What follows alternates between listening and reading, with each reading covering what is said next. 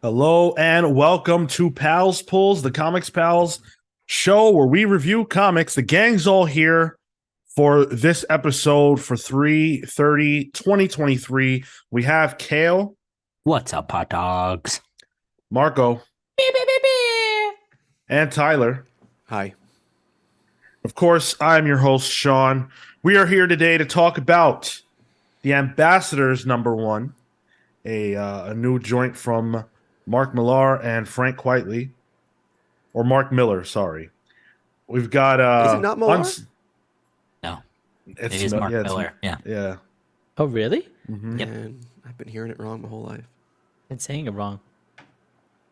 We've got Unstoppable Doom Patrol #1. The Doom Patrol's back on the scene.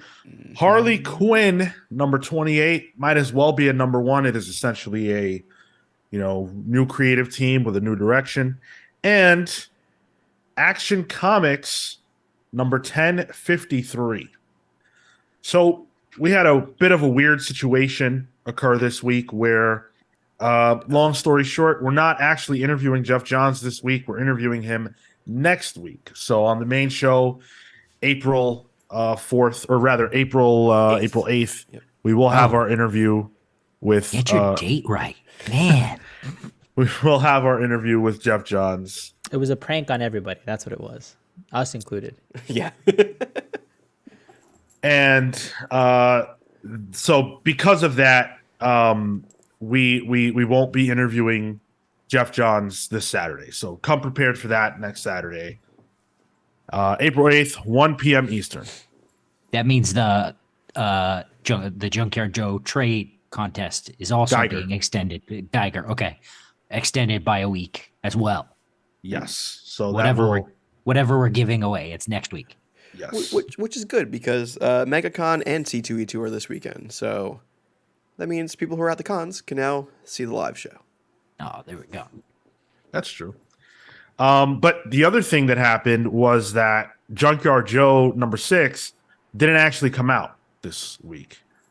It was delayed, and so that was always in our plans to review this week. But it didn't come out. So what we did instead is we took the last the #1 and #2 from the listener poll and decided to read those. So that's how we got to Ambassadors and Action Comics this week. Let the record show that Ambassadors did win, though. Ambassadors did win. Yes, there was a push. I am wondering about the amount of dummy accounts between you and Tyler, or you and Matt. You named me twice. I don't know what you're talking about. Well, I think I know exactly what I'm talking about. Should have named it 3 times, apparently. Well, Dummy thick accounts. yeah, right. Let's talk about the Ambassadors, the aforementioned Ambassadors. You guys definitely wanted us to read this. This is a new Mark Millar joint, of course, his collaboration with Netflix. This is coming out from Image, of course. Mark Millar and Frank Quitely, that's a creative team that gets a lot of people excited, for sure. They're joined by Clem Robbins on letters. And the premise here is pretty straightforward, as all Mark Millar books tend to be. It's a world where someone has finally figured out how to create superheroes. And instead of, hoarding that ability and, starting the next world war or going for world domination, she decides that she's going to become Willy Wonka, which is a direct reference from the book, and choose X amount of people to be ambassadors for their countries and be given superpowers. And that's the idea. I'll say this for Mark. He knows how to get you in. And I think I appreciate that about him a lot. Does he? I liked it. Me too, The opening few pages with this little furry man monkey thing. I was about it. I liked the moments of silence. It grounded me, like, oh, we're gonna see something that's wacky and goofy, which already is his sort of jam. And then we got to see quietly just a little showcase. So I was happy. Yeah, I'm with you on that. Mark Millar That feels weird to say. Mark Millar is very good at the number 1 issue. Is he good at having books that actually become Netflix series? Who knows? But it is cool to see another, Mark Millar issue 1. My issue with Mark Millar books is that issue 1 comes out and I usually love it. And I really like this book. I mean, Frank Quitely does not hurt on anything. But I usually get lost. Not storyline wise later on. It's just release wise, the way they're released in like seasons, things get funky sometimes. So I'm hoping that's not the case for this one because I actually did enjoy this. I enjoyed how what's the word I'm looking for? Like this is a very realistic world that he's created here, but it's a pessimistic world. Everyone kind of feels like they're out for themselves here. Even the main character, who's supposed to be altruistic, doesn't really feel it to me. So it is a very grim view on this, but it has Frank Quitely. Like that's what I just keep coming back to. Like Frank Quitely drawing people's guts hanging out. Like I'm into it. So I didn't enjoy this. I just didn't. The Frank Quitely didn't do anything for me either. really, What? I don't know what it is about modern Frank Quitely, but I don't know if he's colored wrong. I don't know. Yeah. I don't like it. There was one point where the coloring looked weird for me. It was when you see I don't know her name. She has like a Korean name, and I just don't. It hasn't stuck with me yet. Is it Oksana? No, that's the assistant. The main character who's on the cover.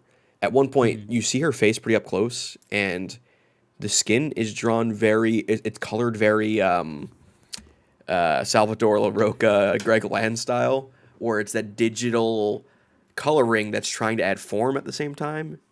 I think that's what. Yeah, and it gave her bugged me. butthole Pete Davidson eyes instead. Her name is Chun-Hee Chung, by the way. Okay. If I can remember the John Cena Bing Chilling ad, I can remember that. Yeah, this felt almost exactly like the Jupiter books to me. I don't know. This felt a bit more like that comes out in seasons. That feels like a lot to sort of track onto. This felt at first I was interested to see if it was part of that world, and as you go on you see it doesn't. But this felt a bit more linear, and I appreciate that where that is kind of you go back in time and it relates to this character and this character. This is very much more straightforward. We'll see. That's fair.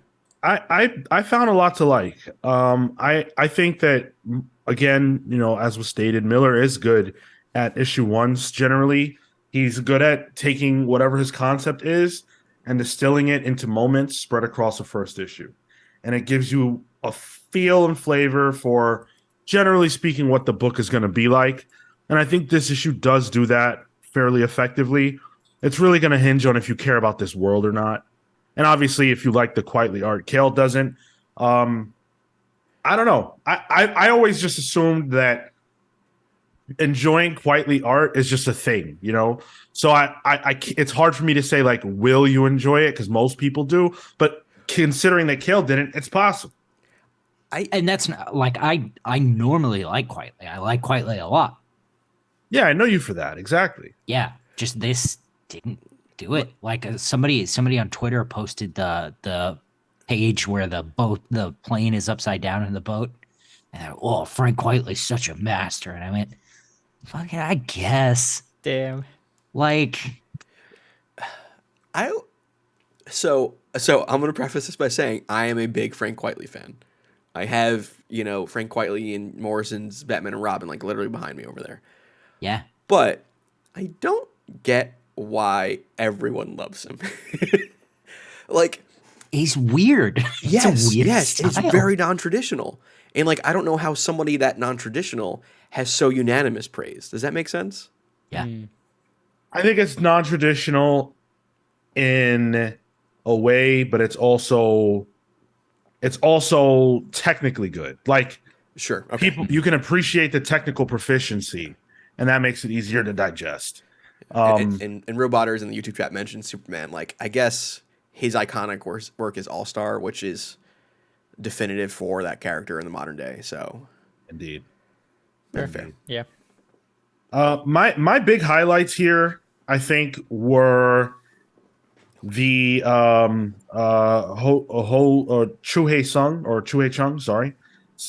Doesn't roll off the tongue for me, at least.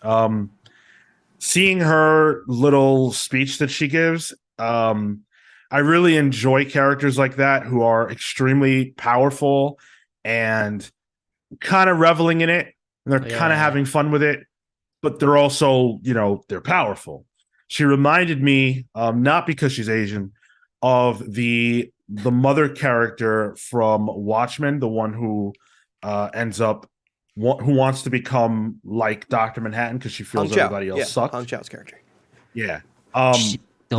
She was in the she was in that fancy company or whatever. Yeah. In Watchmen. I Yeah. know who you're talking about. Okay. Yeah. Yeah, I wish I could remember her name. Oh, the TV show, not the movie. Yes, the TV show. Oh, see. Okay. Yes. Sorry, I should have clarified. But yeah, I enjoyed her character a lot. I thought she was a lot of fun. Her big moment, towards the end was pretty crazy. And Mark Millar's books are always good, right? For like those crazy moments where it's like, whether you like it or not, I respect the fact that you just did that. And that's how I felt about that moment. And I really enjoyed the art. I'm still a sucker for Quietly, and he hits me at home, especially the early pages of that monkey. That was good stuff. Yeah. The other part in this is like, it's not a Miller book unless it's violent. Like the whole book, it's like, oh, nothing violent has really happened yet. And then the end is like, no, we're going to turn people's dicks inside out, So I was like, all right, there he is. There we go. Yeah, that was definitely a point for me where I went, okay, fine. I think that was where I really shut off. I'll say this. I highly doubt that I will read every issue of this book. I highly doubt it. I can't tell you the last Mark Millar book that I finished. Reborn. Didn't finish. Oh, no? No. Oh, I thought we had a good conversation. That's a good book, actually. We did have a good conversation about it. I just didn't finish it. I see. Okay. About the first 4 issues. I'm with you, Sean, and I don't know what it is because I traditionally like the books. Just something about them. Dan Trudeau in the YouTube chat says, I found myself having a hard time getting into Miller movie pitches, comic book series, because the worldview is just too dark. I wonder if it's that. It's because this just seems like a vehicle or a vessel for something other. It doesn't feel like a comic book in its pure form. Does that make sense? They feel like popcorn. Yeah. And I love popcorn, but I very rarely think about how good the last popcorn I ate was. I do. I look forward to it when I'm going to get it because I'm doing something else, like when I'm going to the movies or whatever. But popcorn doesn't, I'm not thinking about it after the fact. And I feel that way about Miller's books. They're very entertaining, but what's the point? And I think after so many of these over decades, I'm kind of burned out. I enjoy them for what they are at first, but I move on. I was a big Kick-Ass fan when Kick-Ass was coming out. Me too. But his worldview has not changed since. Which, it's fine. He's got something that works for him. Yeah. I think it makes for good action. Like, it's good plot and good world building for the action series that he tends to write. And I think, it serves him well. So this was fun. This was a fun time. I came away with this going, that was a good issue. But I think to your point, Sean, I don't know that I'm gonna follow. I'll probably pick up issue 2. Right. Yeah. I'm gonna pull. I think that what's here is good enough to warrant the $4? $3.99. That's another thing. That's decent value considering where we're at. That's the best thing I can say about this book is that it was $250 with my Comixology account. Yeah. You can't go wrong with a creative team that good. And if you enjoy it enough, maybe you'll come back for the next one. We're not sold on, wanting to read it past now, but you might. So I would say pull it. I'm with you. I'm pulling it. Pass for me. Give it a yank. Well, let's move on over to DC and dive into Unstoppable Doom Patrol. Wow. Guys, we are I have- reading. Go ahead. I have breaking news for this book. I bought it. Whoa. Oh, Physically. that's good. So, Sean, do you know about this cover? Yeah, I wanted to get it, but then I was like, do I really care? Well, I'll do the experiment. So, as you You're gonna talk do about it? it, I'm going to slowly scratch off this cover. It's a scratch-off cover. Where Oh, I no, can that's scratch it good. off with a quarter, and it shows one of Crazy Jane's appearances. So, Don't. That's gonna that's what I'll be hurt. doing. I'm shocked. Tyler, can you reveal now that you bought 2 copies? What? What do you mean? Because I know you're not just going to do that to the one copy. you Oh, have. no, I only got the one. Matt went to the store, went to Forbidden No Planet the other day, and he way. picked Wow. it up for me. So. Stop. Okay. I'm getting fucking stressed out. What? What is Wow. it? I might win, $100 or something. I don't know how this works. Wait, I got it in physical too. Nice. Well, this one is by Dennis Culver with art by Chris Burnham. Always good to see Chris Burnham on a book. The other Frank Quitely. We got Frank Brian Whiteley at home. Reaver. Brian Reaver on colors, Pat Brousseau on letters. The team here is a mix of characters that everybody knows now because of Netflix, Yeah. and at least one that was new. Robot Man is here, Negative Man's here, Elasti-Woman's here, the Chief is here, which I have a question about, and Beast Girl, a new character. To Doom Patrol. Introducing Beast Girl. Which I loved that opening page, by the way. That was so cool. Very good. The Chief is Jane, right? Yeah, it's Crazy Jane. It's one of her altars. Yeah. It's a new altar, by the way. Okay. All right. Good. Oh, okay. Sweet. Good. I'm glad you established that. This book is so good. This was so much Had a fun. lot of fun. Yeah. Mm, Yeah. Oh, interesting. Same. Yeah, this That's is my all pick of right. the week. Same. what? This was all right. It might be my pick of the week. I had a ton of fun with this. I didn't know what to expect, but Dennis Culver actually wrote something that we read recently. I think maybe it was the Bloodshot book, but I'm not sure, but I've seen this name. And so I came in expecting, some solid work, and I was actually blown away because it's so fun and so interesting from the beginning. The page where they stop traffic in Gotham and park That's their funny. bus and they don't give a damn. It's fun. It's just so funny and it's offbeat, but it still feels like a superhero comic in the best way. I mean, it also helps you when you get to see a nice splash page of Chris Burnham drawing Batman, Yeah. I've finished scratching off. Can you guess which Crazy Jane altar I got for this cover? Don't know enough to guess. I got Black Annis, one of Oh, my favorites. That's cool. Cool. Damn, now I That's gotta cool. buy one. I love gotta a buy gimmick one. cover, guys. It's just Damn so it. fun. I didn't want to double dip. That's what my cousin does. Yeah, Bean. Bean. Oh, wow. Oh, It's weird your cousin has like a very similar last name to you, but it's not the same last name. It's just funny. I know it's bugged out. Damn, that's good. Good stuff. Yeah, that's cool. This felt like run of the mill.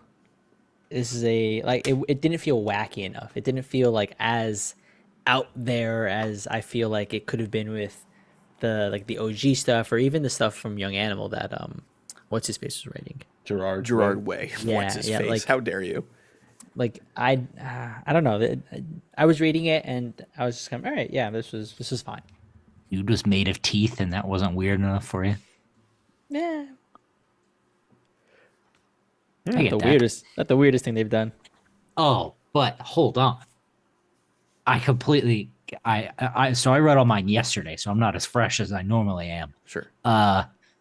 Mansoor Mala Yeah, and the brain. Anybody? I know. I love that shit. I know. That was a Like, big deal. Hello. Yeah, of course it's my pick of the week. Those are my two favorite villains. Really? Oh, yeah. Monster Mala and the Brain, a brain in a jar. Now He's not in a a jar anymore. robot gorilla. Oh yeah, yeah. It's my pick of the week. I had a lot of fun with this. It's dumb fun. All the characters like sound right. You know, I think the fact that there is a TV show that is actually a very good TV show helps to make these characters a little more accessible. Like Rita just sounds like Rita, even though like Rita wasn't that used that much outside of like the more classic Doom Patrol, from what I know. Yeah, and then like, and Culver does a lot of stuff here. He has a nice, fun little introductory mission with the team, establishes team dynamics, introduces a new character, has a little tease of Peacemaker doing something in the background, and then the whole Monsieur Mallah and the what is it, the Brotherhood of Evil, I think is forming as well. I think it's the Brotherhood of Evil. Yeah. And then stuff. you have your obligatory Batman and Robin bump. Yep. Boo. Love it. Didn't like it. It just seems very aware of what it is. Like, Yeah. that was I mean, great. the Batman and Robin part was the least interesting part of the book, but I feel like it knew that. Yep. And they're also the stars of the show, even when Batman's there. Like, Yeah. Batman's a little less intimidating, a little less smart. Like, he's sort of dumbed down, but not in a bad way. Just in a way where this is not his book. He's actually a guest star, and I appreciated that as well. He doesn't get over on the main characters. And like Beast Girl, her powers were kind of like whatever. It was. They weren't engaging. They weren't cool. It wasn't neat. It was like, all right, yeah, you can make affect their base emotion and have them run or do whatever. Like, all right. Again, I thought it was not wacky. I thought it was what do cool you- because it subverted my expectations. You know, I see her and I'm like, oh, it's Beast Girl. She might have, turns animal parts or whatever. And she just yells at people. I thought it was so dumb. I liked it. Wait. One of them is a robot. How is that wacky? Like, Wait, what? one of the guy on the cover is a robot. Oh yeah, but I already know who he is. Like he's already part of the team. Like if you remove the core part of the team, it is not. There's nothing there that elevates it to that next like echelon of weird. Crazy Jane's whole ability is she can just bring out anyone. But I already know Crazy Jane. I already know that we have these characters. So like, So you what want are you new going to weird. put on top of that? Like, what are you going to put on top of that? The guy who's made out of teeth. All right, Who's fucking weak. So his superpowers only work if he's mean. He's mad. Yeah, which he's is great. When he turned into that man baby, I was like, That yo, was that's wild. really creepy. Like, that is Yeah. freaky. He looked like that concept art of like if the human body evolved to survive car crashes. I don't know. Google what that. It is, sort of looks but like Big Ed from the 90 Day Fiance universe. But Well, I don't know Tyler, what that is either. you've got to stop. is Catherine You here? have to Catherine's stop. not here, right? Yeah, she won't get You the reference. You have to. Yeah, this wasn't my pick of the week, but I thought it was really, really good. My highs were the script. I thought the script was fantastic. Dennis Culver really showed his ass on this one.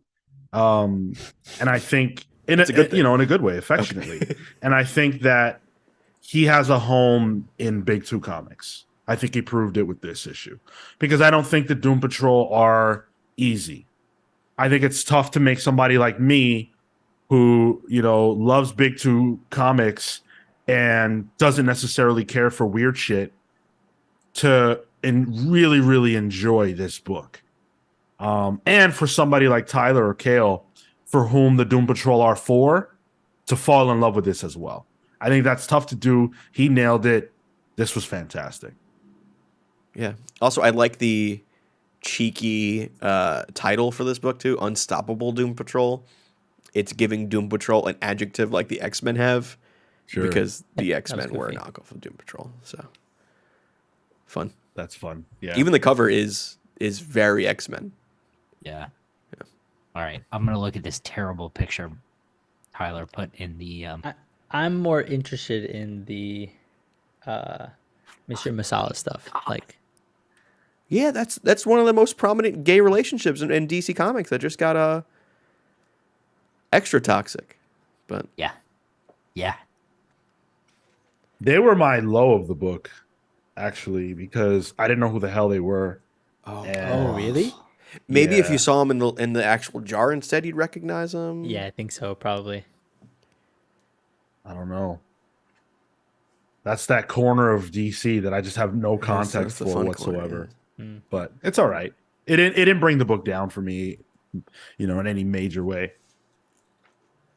They were in the Teen Titans cartoon as well. I think I Brave never and the Bold watched as well. Yeah. Never watched it. good stuff.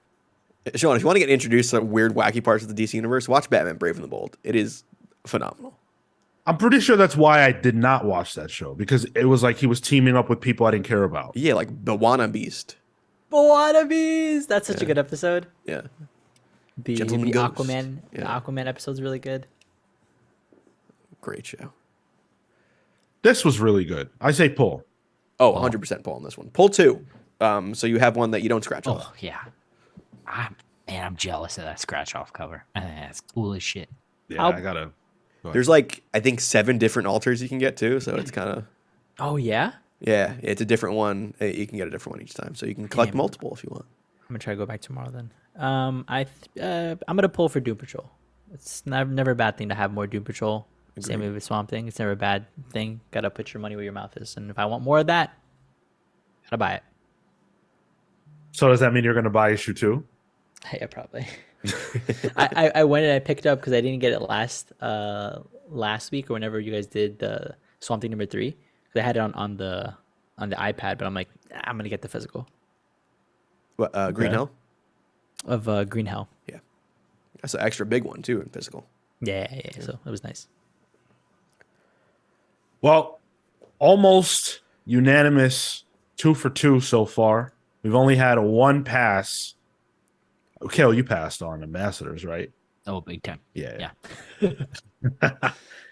Let's see if we can keep that streak of success going with Harley Quinn, number 28. This is the debut of Teenie Howard on the script with Sweeney Boo on art and colors. A big draw for this one. Steve Wands on the letters. Marco, you looked like you were hot out the gate to say something. So, Bro, who is Sweeney Boo? an artist, Same one. beast. This was weird and not in a fun way. It was very talky and I didn't know where things were going. It was paced so quickly. I felt like I was just blowing past everything. I did not have fun with this issue. I wanted to like this. Same. And I think I did like the art, but I don't think the script helped the art really. Yeah, I don't know what this is trying to be. It felt like it was trying to be like the animated show Harley Quinn, but still kind of have its foot in this, actual DC continuity. It makes Two-Face a joke in it. It's even more of a joke than Batman Forever Two-Face. He loses a shoe and it causes him to have a panic attack. Yeah, I didn't care much for it. And there's a lot of talking, which is fine. It's Harley Quinn. And then I was like, all right, maybe it's just her, it's her, by herself and learning to come to terms with who she is as a person. And the freaking Lady Quark from Crisis on Infinite Earth shows up, and I'm like, what is this book? Yeah. What are we doing here? Yeah, I don't know. It didn't sell me. No, oh, sorry. Go ahead. You're not gonna catch me liking a Harley Quinn book. Wow. And this frankly only proved it. Like there's nothing for this character for me. Yeah, It- like there wasn't a draw here. Like I don't like. I wasn't. I mean, maybe I just don't care for the character, and because of that. But even then, make me care about her, right? Then make me want to come back and explore her life. But here it's just she's going from moment to moment. And one of the things that bothered me was like which I guess makes sense for a Harley book, but the panels were so just all over the place and frenetic. And I can appreciate that that's, I guess some kind of metaphor for her and like where her mind might be at, but it makes it disorienting for you to read. I found some of the word, like the narration boxes, like placed weird. There was one page where in the middle of the page there's like 3 narration boxes that are on the same level. They're like on the same plane, so I didn't know which direction to read them in. Yeah, basic stuff like that. I was like, oh, okay. I don't like that it's having me do that. It's taking me out if I'm looking at the actual formation of the page. I think I wanted to like this so much that then I sort of did. It's called I don't know if- gaslighting, Sean. Yeah, I don't know if I'm just in a good mood today or what, but like you tell me that Harvey Dent gets jobbed out, right? My favorite DC villain. Yeah. You tell me that Harley Quinn is the main character. You tell me that she's going to end up, somehow developing superpowers, and I tell you I'm out. That's normally what I would say. Yeah. But for some reason, I kind of enjoyed this. And when Two-Face loses his shoe and that's what, ends the whole thing, I laughed. Yeah. Yo, who are you? Where is Sean? I don't know. This is a far cry from the last time we did this show when we were like just about to start fighting each other. Like, what the fuck is going on? I don't know. It's the warm weather, isn't it? Yeah, maybe Yeah. it's curing my sads. Yeah. That's wild. I'm not gonna defend it. I'm not gonna do that. But I also don't think that any of us are the target audience for this. Agreed. Yeah. And I think that if we were to ask the target audience, they'd probably say they had fun. Yeah. And that's kind of the point. As I was reading the Erica Henderson backup, and I love Erica Henderson art, That was good. I was like, this isn't for me. And like, I'm looking at the book, and I'm like, in the back, I'm like, oh, this is good. The craft is good. It looks good. It looks fun. I don't get it. It's not for me. You know what I mean? I thought you would be railing against this book, Sean. That is a wild twist. I don't know what to say, man. I love Teenie Howard. I think she does good work. I don't think this was the best work she's ever done, but I had fun. And again, I think that if you were to hand this to, a teen girl or a tween girl who loves Harley Quinn from, whatever animated shows she's on, and you say, hey, here's the new Harley Quinn book, I think the art is perfect for that. Sweeney Boo is absolutely the artist of the future in terms of bringing young people on board. And Teenie Howard can write a script that anybody can enjoy. So, yeah. Am I crazy, or was there a lot of repetition in this? About it very specifically, it was about how Ivy was gone, but it felt like it wasn't just like, in the same way that they repeated that she, came from the Joker or whatever. Like they did that a couple of times, and that little gag was fine, but they, did it a couple too many times. But with the Poison Ivy thing, it felt like they said the same thing over and over again. Yeah, I don't. It almost felt like that kid in high school who kept talking about his girlfriend who lived in Canada. Yeah. Yeah. Just over and over again. I guess that's alluding to the fact that Poison Ivy is doing her own thing in her own ongoing at this point. That's what's happening in her ongoing. She's on road trip essentially. Mm. But like editors note it, do it once. Mm. And maybe the idea is that, you know, like Harley's stuck on this. You know, she's stuck on the fact that she's not, you know, without her girlfriend. So she has to keep, you know, mentioning it just to remember it. But Yeah, I took it as just like I really miss her, and you know I wish she was here, and I'll continually think about her and stuff. Feel like there's probably a better way to tackle that. That's not saying the same thing and using that page space that way, Oh, right? Ouroboros, Like, Ouroboros says like this a lot. I'm curious to hear, like, are you a fan of the character? What did this book do for you? My little and what did it do to you? what cover is that? Sook. I forgot her. I'm Ryan forgetting Oh, Oh, the name. Ryan okay. Suk.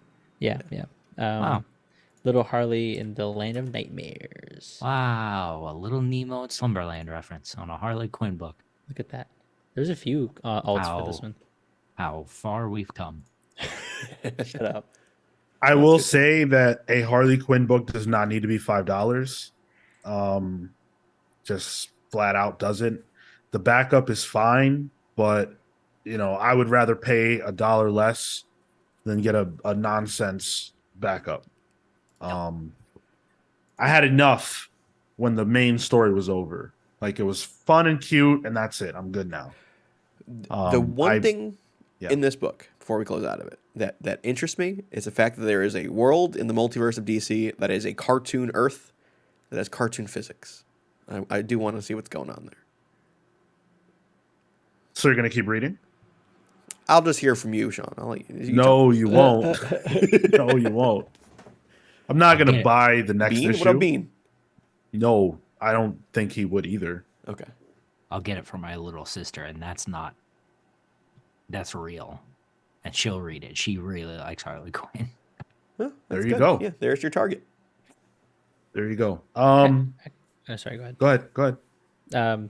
Just like on the backup, to reiterate Tyler's point, I really like Erica Henderson, her art, and I think like, give me this as the story or within the main art, because I much prefer this almost like anime influence. I think the character can probably excel really well there, because that's just fun and that feels like that just feels like it meshes really well. So give me more of some Erica Henderson. Over Sweeney Boo? I think so. Woo! Scorching. That's quite a take. And I flat out said I dismissed the comic on sight. Like Yo, that's fix that. Sure, save that. Clip that. Wow. I'm gonna say pull if you like Harley Quinn, or you are buying the book for someone that you know who is of the demographic that this book is trying to target. If you've got a daughter or something of that nature, a niece, I think this would be appropriate for them if they're in that age. I don't feel like there was anything too over the top, whether it's sexual or otherwise, that would preclude a young person from reading this. Not that I can immediately think of. So, Pass. pass. Yeah, pass for me. I'm passing as well, but there's also a Dan Mora cover for this that is phenomenal looking. So if you find that one, pull that one. Pull for the Dan Mora. all right. Well, everybody is pulling Action Comics because it's just that damn good. That we're talking about Action Comics number 1053, written by Philip Kennedy Johnson, with art by Rafa Sandoval. Colorist is Matt Herms, with letters by Dave Sharp. And this feels remarkably similar to what's happening in Superman. Yeah. Here we have like mini Metallo infested people who are, you know, making their attack against Metropolis, and they have to deal with all of that. Meanwhile, the real Metallo has got a new body, which is absolutely disgusting, and he's being manipulated by another party who, at least I don't know who that is. It's the hologram is the body of his sister. Yes, Yeah. Okay. but there's someone behind the hologram, Right. and we don't know quite yet. And we get a little bit more of John and how he's been feeling about these two new siblings he has, and sort of feeling ostracized by that. This was my pick of the week. Same. This book is simply phenomenal, and I think Philip Kennedy Johnson can probably do no better than writing Superman. It's just so good. Every scene, every line, it's just also on point. When I read Superman, I think about the voice actor from the animated series. Yeah. And I think when I'm reading it and Philip Kennedy Johnson's writing the words, it fits so perfectly. Because he just gets it. And then the Rafa Sandoval art is absurdly good. Yeah. He can't miss either. The art continues to be my only pain point. It feels so like antithetical to what I would feel a Superman book to be. The colors included. It's dark. There's a lot of heavy inks. It feels gloomy. But I stick around for the script, for the interactions. Like I think that's my only critique, and that's a personal thing, right? That is not of craft, because Sandoval, you put him on, like, in my opinion, on a Swamp Thing book, on a Doom Patrol book, that's the right choice. It's great, but for this, it just doesn't mesh with what I would expect or want.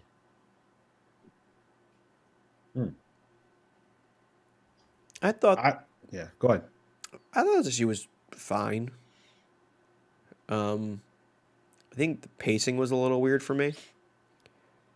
For this particular issue, I read this one last out of my stack, so maybe I was burnt out. But I just thought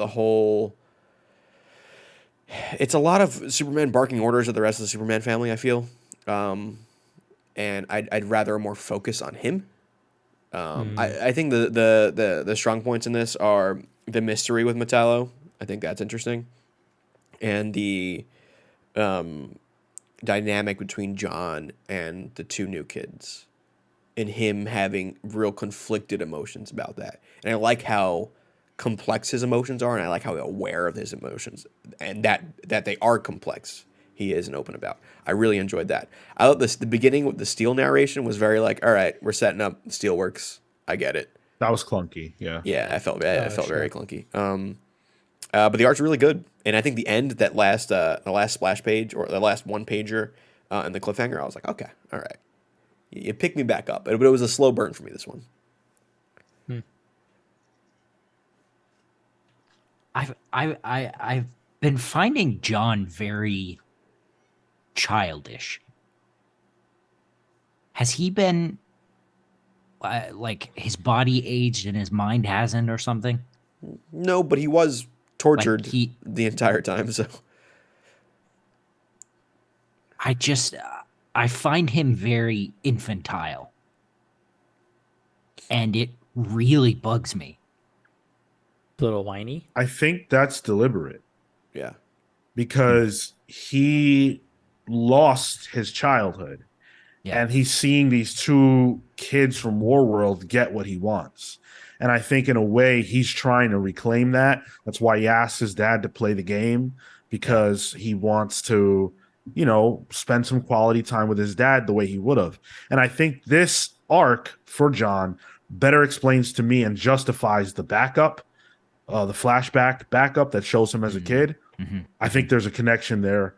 I really feel for John a lot, because I can't even imagine what it would be like to have ripped from you, and your father is the strongest man in all the known universe, and he didn't save you. Like, you went through all of this. I have tremendous sympathy for John. I think the awareness works really well because it helps to just build a bit of drama. I think the interpersonal relationships get to and the personalities get to shine because of that. So those like quieter moments and beats are fun and appreciated in this. I can see why the larger cast maybe feels like it's getting in the way of the story here. Because to be fair, we've been on this arc for what, like the same bit for like 5-6 issues now, and it doesn't feel like it's gotten to a peak yet. But I don't know. I'm having fun with this. What about the Speaking backups? speaking of Metallo, Yeah. I cannot get enough. I cannot get enough of this character. Has it always been that case for you, Sean? I liked Metallo since I was a kid for some reason, seeing him in the show. And yeah, I every single scene he's in, I'm in love. He's so complex under Philip Kennedy Johnson. Here's a guy who wants to be normal. He doesn't want this. But he, even as a kid, he didn't necessarily want to be a violent person or a killer, but he got a gun, and it changed him. And the violence that's around him, the culture that we live in, the culture of guns and violence took a young child who was otherwise an innocent, good kid and made him into a monster. And that's horrible. But that's real life. And in that way, Metallo is representing a lot of young people or former young people who did also become monsters for whatever reason. I think there's a commentary there on toxic masculinity, and there's a commentary on our over-reliance on violence in this country. And I think it's beautifully executed and shown through the eyes of Metallo. Brilliant. And I think one of the other points that stuck out to me here was when Superman pretty much tells, I think it was Keenan, who feels so out of place in this book, I gotta say, that they need to save the other Metallo guy, even though like he doesn't have any organs left, but because he's still breathing, we save him anyway. And I was like, yeah, that's a very Superman thing to do. So good. And he's even teaching this character who I really know nothing about how to be Superman in a way. Well, how I'm to be still not good. sold on his integration there. And Connor Kent just seems a little out of place here as well, which is a real bummer. And that's my problem with John. It's like we have a Superboy. We've just a had a real big Connor Superboy Kent for fan, though, decades. And like I get that John is here and this is where we're at, but like it's just what are we doing? 2 Superboys? Why? No, how many Superboys are here right now? 3? Technically, Keenan is a Superman of China, so. That's why I'm not counting him. Oh, then what's the other? So you have Connor, John, and The Oh, I whichever one of the twins is the, I guess the so. boy. Yeah. I agree. I think the expansion of the super family is a little much. And personally, I really wasn't ever over the whole John being a kid thing. I don't feel like they needed to take him away from being a child. Yeah. But yeah, it's just Here one of we those are. things. Yeah. Now we can talk about the backups. Hmm. I don't care about these backups. Oh, what a weird way to pronounce loved. The Oregon's Lee Weeks one is fine. I enjoy that we're seeing, John as a child and stuff like that. That's all fine. And I'm into that decently. Not that much though. By the time the main story is over in most books, I'm kind of over it. Like I'm ready to move on. And so this just feels extra. By the time I got to Power Girl, I was completely tapped out. I read a few pages and it's so unbelievably wordy. I just can't do it. I just don't care. But she gets a new name. Huh? She gets a new name at the end of this issue. Whoop-de-doo. That's the least interesting part of that book. I don't know if I missed an issue because the rebirth thing The Rebirth backup seemed like it. There's a whole ass new character that I don't. We feel didn't like I know. review. We didn't review the last issue of Action. Okay, that's probably it then. Yeah. So I mean, I feel like I skimmed that. But I enjoyed the Power Girl one. I actually, I feel like this new status quo for Power Girl is interesting. I think it would be a lot more interesting if it had space to work. Like its own space. Yeah. I'm with you, Cal. I quite literally only read this the first pack up, just look at the Lee Weeks art. I'm like, ooh, this looks very good. Okay, let's get to Power Girl. And I get there, and I like the way Leigh Williams is kind of working with the fact that Power Girl is like editorially a Superman character, Yeah. but the actual in universe, like no, she never has interactions with them really ever. So it's kind of a cute way of playing with that, and like she kind of has a chip on her shoulder because of that. I enjoy that. And I like it's kind of like this therapy session that she kind of gets to delve in, and it's like not a monster a week, but it's like a character a week sort of thing. We dealt with Beast Boy, Supergirl. Did we do Nightwing? I thought we did Nightwing. But like Nightwing was with Beast Boy. true, Okay. gotcha, yeah. But like it's kind of a way of delving into these characters, and then like at the same time, Power Girl is revealing things about herself. I think it's fine. I like the Marguerite Sauvage art. I don't know of anyone else kind of doing the same thing that she's doing. Yeah. It's not it's not like a DC book really, and it is jarring compared to the other. It's Lee Weeks to Marguerite Sauvage. It's like whoa, it's like turning the lights on in pitch black. Just like, oh, hold on, I'm blinded for a minute. But I'm also with you, Sean, where I'm like, by the end of all the stories in this, I'm like, man, I need a drink. It's exhausting. It feels like extra work, not extra work, but like feels like more work, which I don't mind all the time. And actually, Robotters asked a pretty good question on are these backups working for people, or would you prefer that DC have these pages for the main story? I just counted up the upfront. It's the 21 pages, so pretty standard. Yeah. And for what is this? For $5, plus I'm getting an extra almost. I didn't count it, but I'm gonna assume like 15 pages. One, this is good value, and then two, I can enjoy the things that I want to within it, and I think for me, like I don't care if we have backups on these, because even if this was dedicated to the main story, I'm still getting what I would have gotten regardless at that same price. So I'm having fun. This I would prefer this for the value that I'm getting out of it. I would rather just have it cheaper and have a regular ass comic book. Or if you're gonna make it $5, expand the story. I didn't 100%. I didn't come here for a Power Girl book. And I'm enjoying it, yeah, but like that's not why I'm here.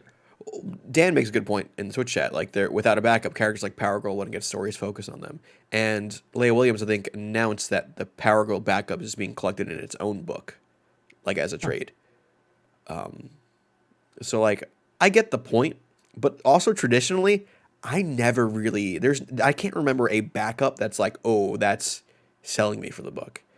Most of the time, it's just sprinkles, really. And Power Girl was fucking Harley Quinn for like 15 years.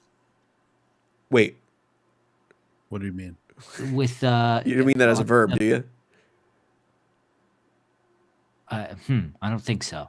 The Palmiotti O'Connor. Oh, okay. run. All right. That's what I mean by fucking got it. Like Power Girl was like, no, this isn't better. Power Girl was edging out Harley Quinn. Kale. I say it's not intentional. I swear. She was essentially the fourth wall breaker of the DC universe. Yeah. Well, it was a lighthearted book that was selling really, really well. So, like, to say that nobody would pick it up, I think is ridiculous. It's this thing we're always talking about now with Dan Didio is just they're narrowing the playing field, and it's not fair to the people that want something else. Yeah. I think you're right. Would people buy a Power Girl book at $2.99 or $3.99? Yeah, 100%. I wonder though if DC's mentality is, well, not enough people will buy that book, but if we sell them the $5 Action Comics, they can get the Power Girl story they want, and we get the sale on top of that. So Yeah. So Flo Dameron, thank you for the super chat. He said, I've got to say, I was buying Bendis's Justice League for Ram V's Justice League Dark. Honestly, I Agreed. was Yep. too. That was the draw for me. That Justice League Dark Ram V stuff was... I skipped the Bendis Justice League stuff for that book. Wait. That's the only one I can remember, actually. Yeah, good point. But that's what I'm saying. Like, we could have a dope ass Justice League Dark book from Ron V if DC would get off their freaking asses and do something. It's risk aversion is what it is. You know, why risk putting out a Power Girl book that may or may not do well when you could just put out Action Comics people will just buy because they need to keep collecting it. You know what I mean? Listen, nobody can pay the rent. DC's not special. Flo Dameron, thanks a lot for the super chat. We really appreciate that. And thank you for making me realize my super chats are working on stream. So I got that working. So thank you. Confirmed. This is my pick of the week, as I said. My high is just how phenomenal Philip Kennedy Johnson has been on Superman, an absolute revelation. Rarely, I feel like, have I seen a writer who feels just like a better match for a specific character than this. And my low is the backups. I really, really wish this book didn't have them. I'd pay $5 for this kind of quality, for this kind of high quality Superman book without the backups. Yeah. It's clearly the superior Superman book if you're talking about value. But to me right now, it also is that in terms of story. Don't need the backups, but that's just me. Otherwise, this is phenomenal. So you're saying you pay the same amount to cut off a third of the book and not get anything else for it? Because I'm enjoying it so much, I would. And Don't let DC hear that, bro. Yo. I can't have DC hear that. Don't let them hear that. They're gonna hear. They're gonna fucking do it anyway. It's $5 anyway, and I'm enjoying the book less because it has the backups. No. Can I ask a question before we get away from this? The Steve Beach covers, the A covers. How do you guys like Steve Beach's portrayal of Superman? Nope. Is this the same one that did the grumpy face? Yeah. Because I like this one. Same. I like this one. But His the other suit ones we've is seen very are- good. The hair is very good, but this screams the Kale, I don't know if you know the name of the actor who portrayed Superman in live action the first time. That was George Reeves, wasn't it? Something like that. I know Dan's gonna come in with the answer in 2 I'm seconds. sure it but, was George Reeves. Yeah, that's what it looks like to me. It's like the most Kirk Allen. Okay, yeah, you might be right. Yeah, he does look constipated. It's really odd. Yeah. I like the that like he's not overly muscular. He's just like kind of built. He has body on him.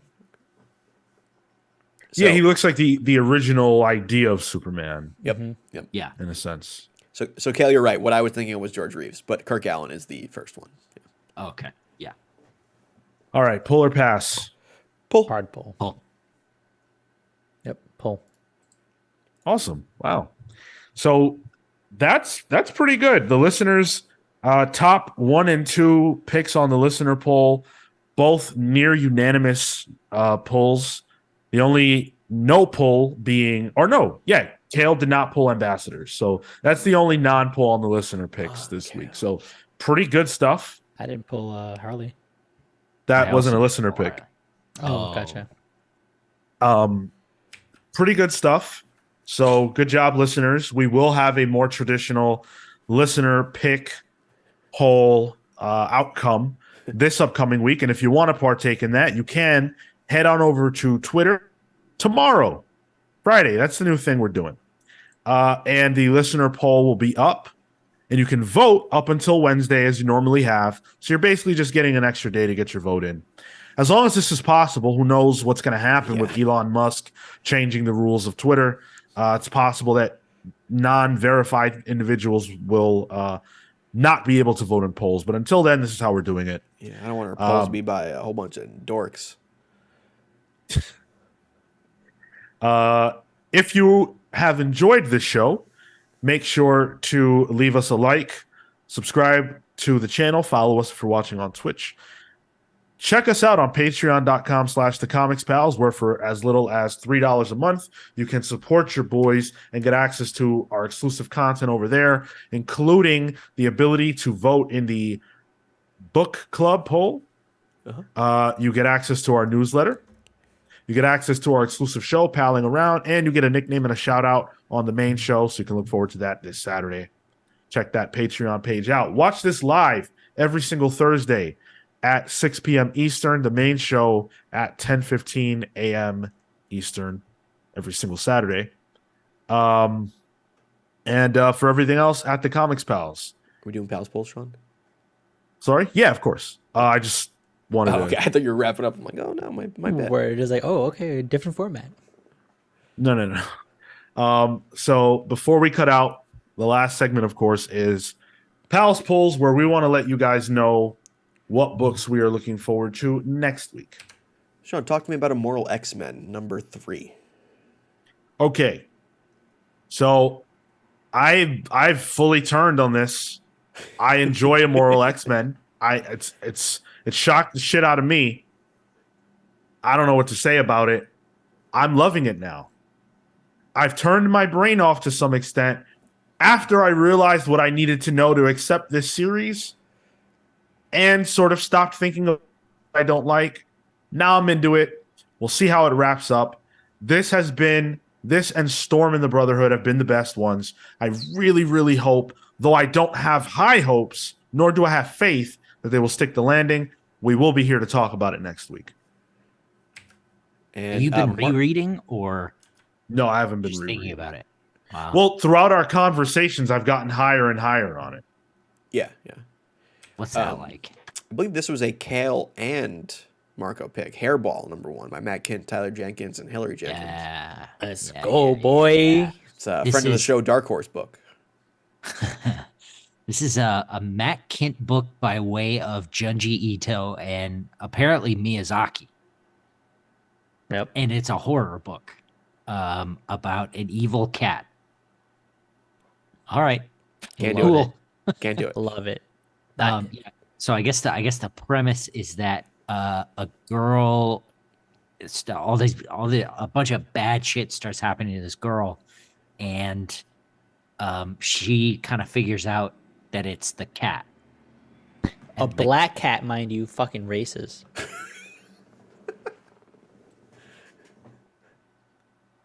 Leave some dead air there.